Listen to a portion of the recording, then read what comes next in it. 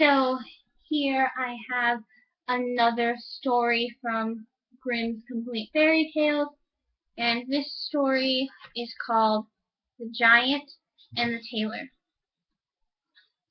A certain tailor who was great at boasting but poor at doing, took it into his head to go abroad for a while and look about the world. As soon as he could manage it, he left his workshop and wandered on his way over hill and dale, sometimes hither, sometimes thither, but ever on and on. Once, when he was out, he perceived in the blue distance a steep hill, and behind it a tower reaching into the clouds, which rose up out of the wild, dark forest. "Thunder and lightning!" cried the tailor. "What is that?" And as he was strongly goaded by curiosity, he went boldly towards it. But what made the tailor open his eyes and mouth when he came near it was to see that the tower had legs, and leapt in one bound over the steep hill. It was now standing on as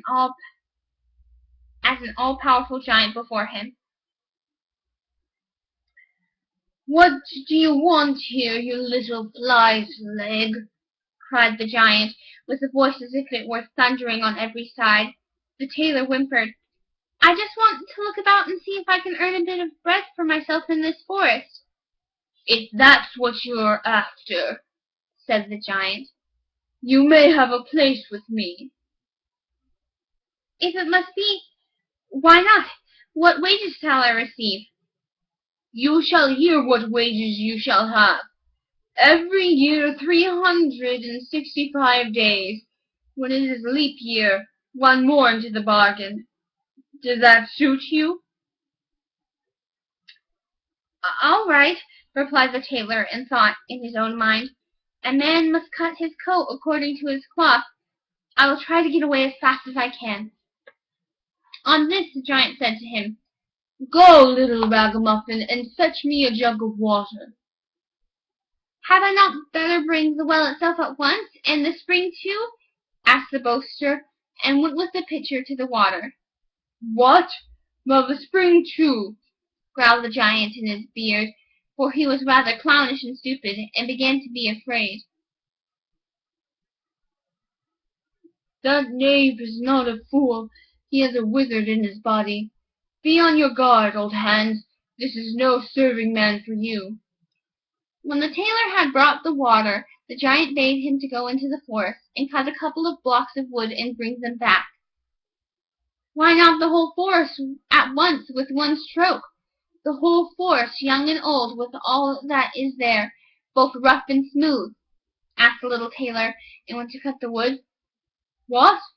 The whole forest, young and old, with all that is there, both rough and smooth, and the well in its spring too?" growled the credulous giant in his beard, and was still more terrified. "The knave can do much more than bake apples, and has a wizard in his body. Be on your guard, old Hans, this is no serving man for you." When the tailor had brought the wood, the giant commanded him to shoot 2 or 3 wild boars for supper. "Why not 1,000 at one shot, and bring them all here?" inquired the ostentatious tailor. "What!" cried the timid giant in great terror. "That's well alone tonight, and lie down to rest." The giant was so terribly alarmed that he could not close an eye all night long, for thinking what would be the best way to get rid of this accursed sorcerer of a servant. Time brings counsel. Next morning the giant and the tailor went to a marsh, round which stood a number of willow trees. Then said the giant, "Hark you, tailor, seat yourself on one of these willow branches. I long of all things to see if you are big enough to bend it down." All at once the tailor was sitting on it, holding his breath, and making himself so heavy that the bough bent down. When, however, he was compelled to draw breath, it hurried him, for unfortunately he had not put his goose in his pocket. So high the air had into the air that he was never seen again, and this to the great delight of the giant. If the tailor has not fallen down again, he must still be hovering about in the air.